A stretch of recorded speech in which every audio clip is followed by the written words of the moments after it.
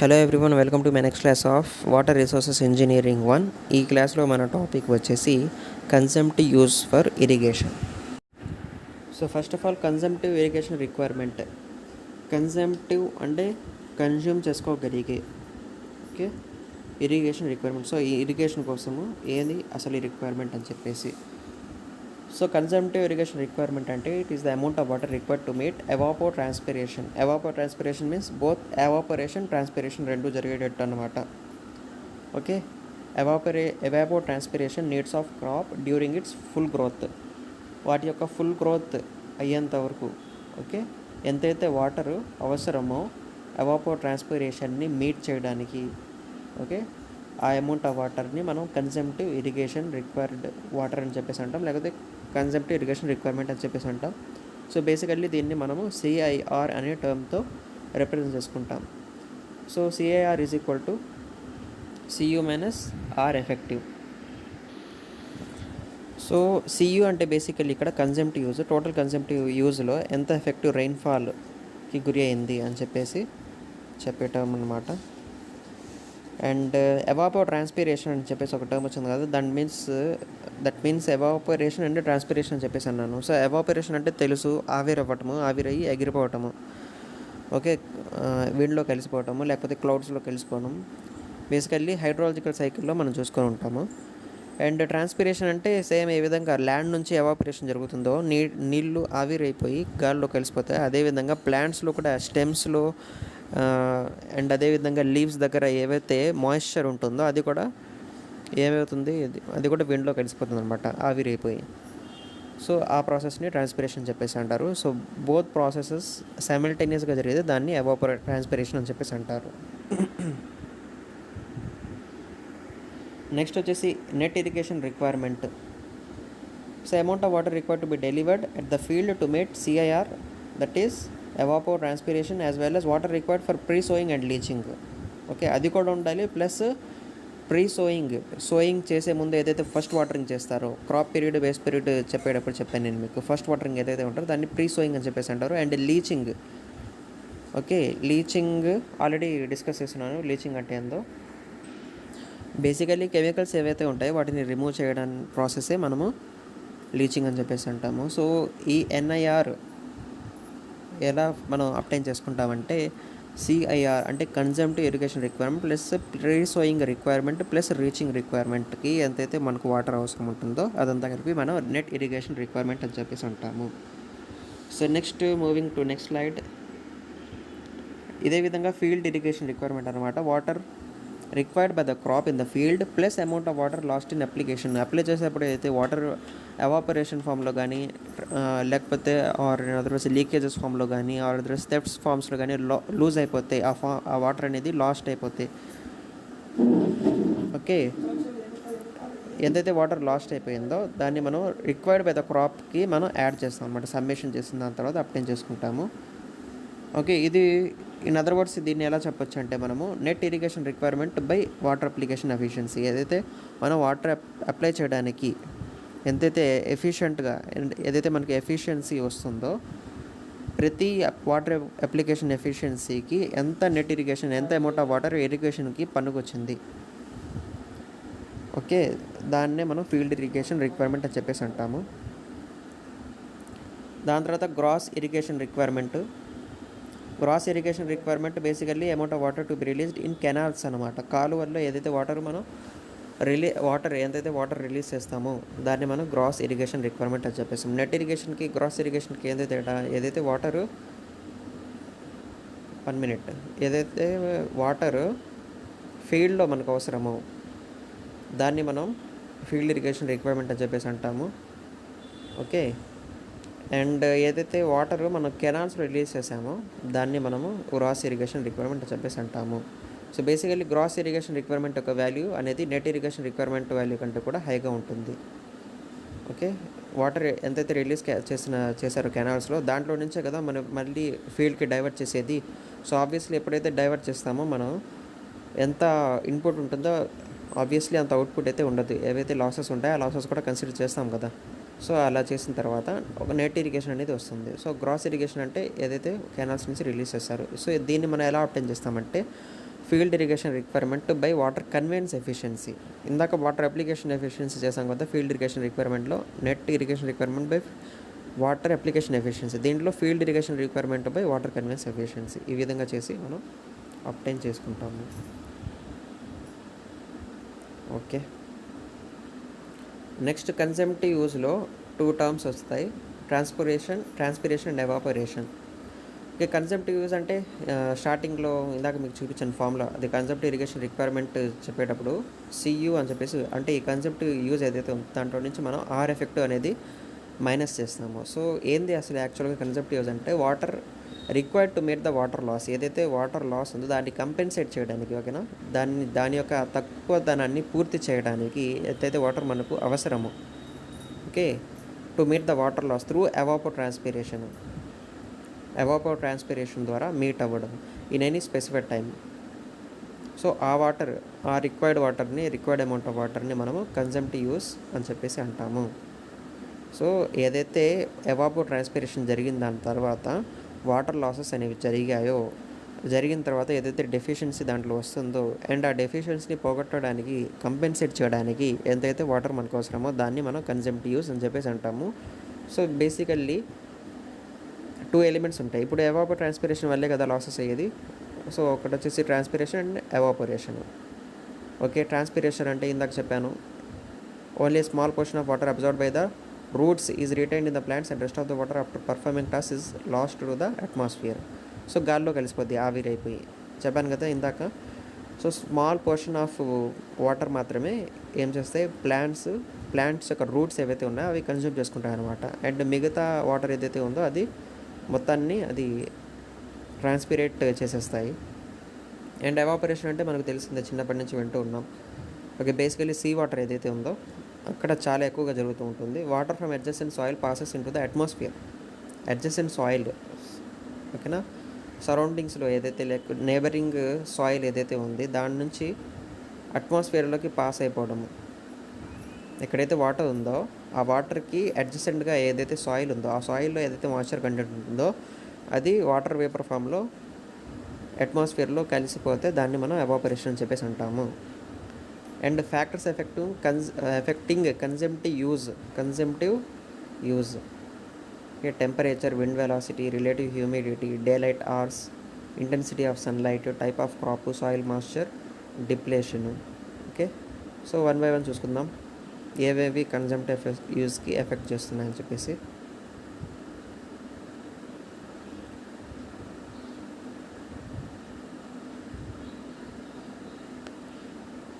So చూడండి, కన్జంప్టివ్ use temperature ఉండడం వల్ల హీట్ అనేది ఎక్కువ జనరేట్ అవుతుంది, దానివల్ల మాయిశ్చర్ని త్వరగా అది దాన్ని వేపర్ ఫామ్లో కన్వర్ట్ చేస్తుంది. సో కాబట్టి టెంపరేచర్ అనేది కన్జంప్టివ్ యూజ్ని ఆబ్వియస్లీ అదే ఫస్ట్ ఫ్యాక్టర్ ఎఫెక్ట్ చేస్తుంది. విండ్ వెలాసిటీ, ఓకే, ఏదైతే విండ్ ఉంటుందో అది కూడా ఏం చేస్తుంది, వాటర్ని త్వరగా డ్రై అవుట్ చేసేస్తుంది, అంతే కదా. ఓకే, విండ్ మాయిశ్చర్ కంటెంట్ ఏదైతే ఉంటుందో స్మాల్ అమౌంట్లో దాన్ని అది టోటల్లీ డ్రై చేసేస్తుంది, wind velocity. Relative humidity means basically తేమ అనమాట. తేమని మనం హ్యూమిడిటీ అని చెప్పేసి అంటాము. సో ఆ తేమ ఎంత శాతంలో ఉంది అని చెప్పేసి దాన్ని బట్టి కూడా అది డిపెండ్ అయి ఉంటుంది ఎవాపో ట్రాన్స్పిరేషన్ కన్జంప్టివ్ యూజ్ ఏదైతే ఉందో. ఓకే, అంటే బేసికలీ ఎవాపో ట్రాన్స్పిరేషన్ని ఎఫెక్ట్ చేస్తుంది అండ్ ఎవాపో ట్రాన్స్పిరేషన్ వచ్చేసి కన్జంప్టివ్ యూజ్ని ఎఫెక్ట్ చేస్తుంది. అండ్ అదేవిధంగా day light hours, okay, light ఉన్న టైంలో ఆబ్వియస్లీ హీట్ ఎనర్జీ అనేది కూడా సస్టైన్ అయి ఉంటుంది అండ్ దానివల్ల కూడా ఎవాపో ట్రాన్స్పిరేషన్ ఎఫెక్ట్ అవుతుంది, దానివల్ల కన్జంప్టివ్ యూజ్. అండ్ అదేవిధంగా intensity of sunlight, day light is nothing but sunlight. So ఎంత మేరకు సన్లైట్ అనేది వ్యాపించింది, స్ప్రెడ్ అయ్యి ఉంది పర్టికులర్ లొకేషన్లో, దాన్ని బట్టి కూడా కన్జంప్టివ్ యూజ్ అనేది డిపెండ్ అయి ఉంటుంది. And type of crop, and ఒక్కో రకమైన క్రాప్స్, ఓకే, అవి బేసికల్లీ కొన్ని ఎక్కువ కన్జ్యూమ్ చేసుకుంటాయి వాటర్ని, కొన్ని తక్కువ కన్జ్యూమ్ చేసుకుంటాయి. ఓకే, అండ్ వాటి యొక్క రూట్స్ ఏవైతే ఉన్నాయో వాటి యొక్క ఫంక్షన్ పైన ఈ ఎవాపో ట్రాన్స్పిరేషన్ అనేది డిపెండ్ అయి ఉంటుంది అండ్ దానివల్ల కన్జంప్టివ్ యూజ్ని ఎఫెక్ట్ చేస్తుంది. బేసికలీ ఇప్పుడు ఇండోర్ ప్లాంట్స్ ఉంటాయి, వాటికి చాలా తక్కువ వాటర్ అనేది అవసరం ఉంటుంది. ఇప్పుడు మీరు ఆర్కిడ్స్ తీసుకున్నట్టయితే, లేకపోతే సోగో పాల్మ్ కానీ, లేకపోతే స్నేక్ ప్లాంట్స్ కానీ ఇంట్లో ఉంచుతారు కదా ఫర్ డెకరేటివ్ పర్పస్. సో వాటికి ఆబ్వియస్లీ తక్కువ వాటర్ అనేది అవసరం ఉంటుంది. అండ్ ఏవైతే సారీ క్యాష్ క్రాప్స్ ఉంటాయో అండ్ అదర్వైజ్ వెజిటేబుల్స్ ఉంటాయో వాటికి obviously high amount of water అనేది అవసరం ఉంటుంది. అండ్ సాయిల్ మాయిశ్చర్ డిప్లీషన్ అంటే బేసికల్లీ ఖాళీ అయిపోవడం అనమాట. అండ్ సాయిల్లో ఏదైతే తేమ శాతం ఉంటుందో, ఏదైతే వాటర్ ఉంటుందో అది ఖాళీ అయిపోవడం వల్ల కూడా ఎవాపరేషన్ అనేది ఎఫెక్ట్ అవుతుంది. దానివల్ల కన్జంప్టివ్ యూజ్ ఎఫెక్ట్ అవుతుంది. Okay, evapotranspiration.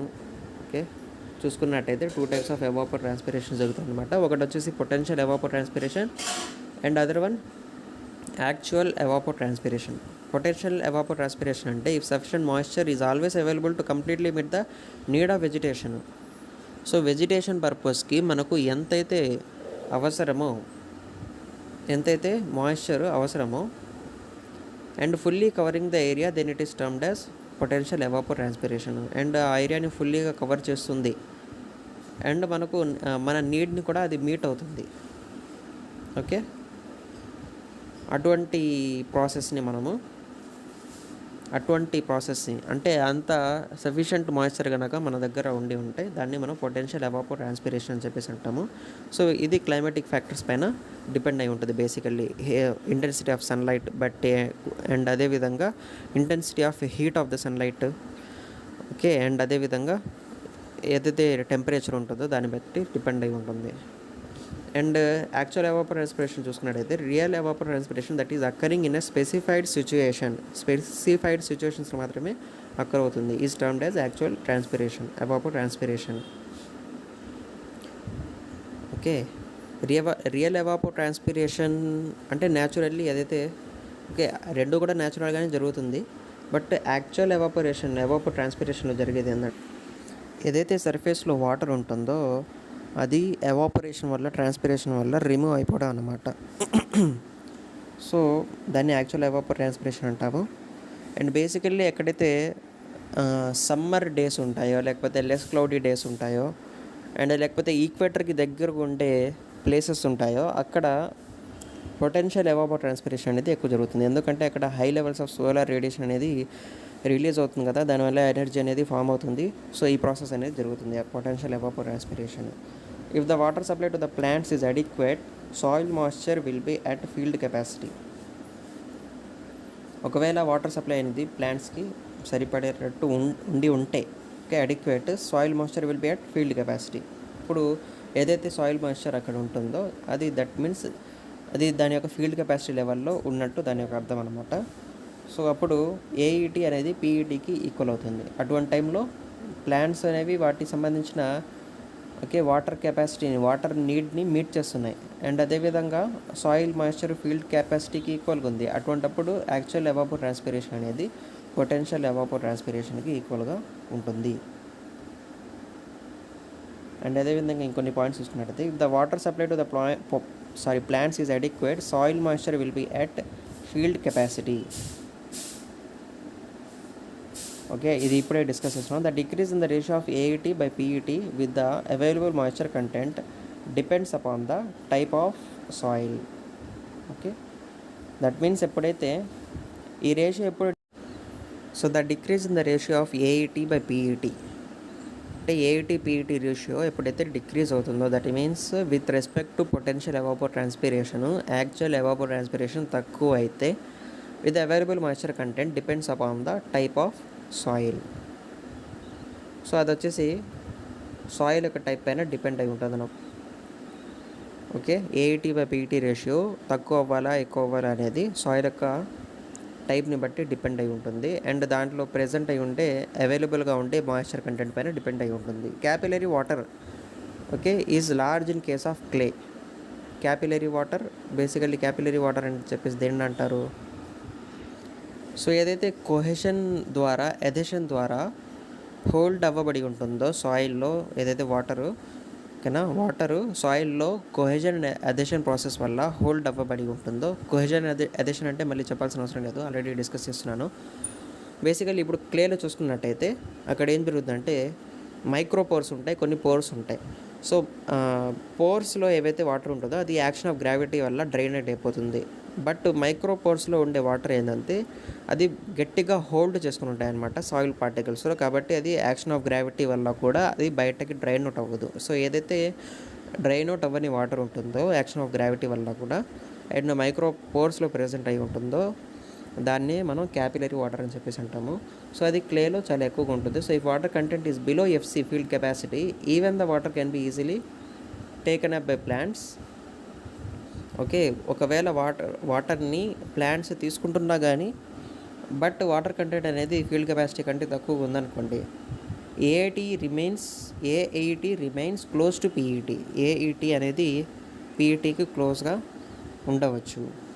Okay, water content అనేది ఫీల్డ్ కెపాసిటీకి బిలోగా ఉంటే ఏఈటీ అనేది ఓకే పీఈటీకి క్లోజ్గా ఉంటుంది. Okay, moving further. Next one వచ్చేసి canal design.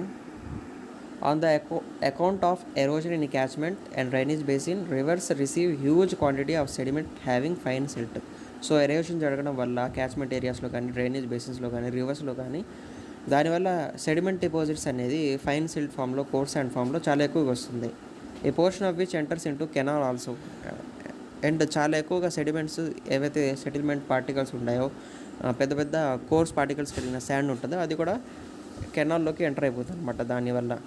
So design of canal mainly depends on the quantity of silt in the water. ఏదైతే సిల్ట్ ప్రెజెంట్ అయి ఉంటుందో, ఓకేనా, సిల్ట్ అంటే శాండ్ తర్వాత, ఓకే, శాండ్ తర్వాత అండ్ క్లేకి ముందు. బేసికల్లీ ఎలా చెప్పాలంటే అన్నిటికంటే ఇప్పుడు కొహెజన్ పరంగా మనం ఆర్డర్ చూసుకున్నట్టయితే, లేకపోతే కోర్స్ గ్రైండ్ పరంగా మనం ఆర్డర్ చూసుకున్నట్టయితే అన్నిటికంటే ఎక్కువగా ఉంటాయి బౌల్డర్స్, దాని తర్వాత కాప్లర్స్, దాని తర్వాత శాండ్ ఉంటుంది. ఓకే, రాక్స్ ఉంటాయి. రాక్స్ నుంచి శాండ్ నుంచి మళ్ళీ ఏముంటుంది, సిల్ట్ ఉంటుంది. దాని తర్వాత లాస్ట్లో క్లే వస్తుంది. సో క్లే అనేది ఫైనెస్ట్ పార్టికల్స్. ఫైనెస్ట్ బట్టి ఈ విధంగా డివైడ్ చేస్తే ఇలా ఉంటుంది అన్నమాట. ఓకే, ఫస్ట్ వచ్చేసి బౌల్డర్స్, కాప్లర్స్, గ్రేవెల్ అండ్ అదేవిధంగా సిల్ట్, శాండ్, సిల్ట్, క్లే, ఈ విధంగా ఆర్డర్ అనేది ఉంటుంది అన్నమాట. So design of canal mainly depends on quantity of silt. So silt యొక్క క్వాంటిటీ బట్టి డిపెండ్ అయి ఉంటుంది అనమాట. మరీ ఫైన్గా ఉండదు, బట్ శాండ్ కంటే కూడా ఇది ఫైన్గానే ఉంటుంది. అండ్ క్లే కంటే కూడా కోర్స్గా ఎక్కువగా ఉంటుంది. సో క్లే అండ్ శాండ్ మధ్యలో ఇది లై చేస్తుంది. And type of boundary surface of the channel. So ఈ కెనాల్ యొక్క డిజైన్ అనేది ఛానల్ యొక్క బౌండరీ సర్ఫేస్ని బట్టి కూడా డిపెండ్ అయ్యి ఉంటుంది. Next rigid boundary channel. ఇప్పుడే బౌండరీ ఛానల్ బట్టి డిపెండ్ అయి ఉంటుంది అని చెప్పేసాను కదా. సో రిజిడ్ బౌండరీ ఛానల్ అంటే రిజిడ్గా, పేరుతో తెలుస్తుంది, రిజిడ్గా ఉంటుంది. ఆ ఛానల్ని మనం లైనింగ్తో ప్రొవైడ్ చేసి ఉంటాము. అండ్ అదేవిధంగా ఏదైతే సిల్ట్ ఉంటుందో అది ఛానల్స్ ద్వారా ట్రాన్స్పోర్ట్ చేయబడుతుంది అన్నమాట. So it remains more or less same that has entered at the head